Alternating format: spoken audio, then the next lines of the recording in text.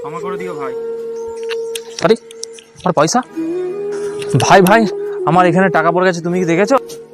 না না, আমি কোনো টাকা পাইনি, যাও এখান থেকে। যদি পেয়ে থাকো দিয়ে দাও দাদা, আমাকে খুব টাকাটা খুব আমার আর্জেন্ট দরকার আছে। বলছি তো পাইনি, যাও এখান থেকে।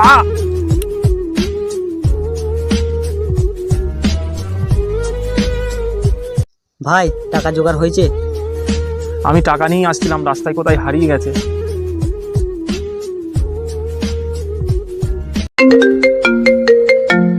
আমাদের দাদু আর এই পৃথিবীতে বেঁচে নেই।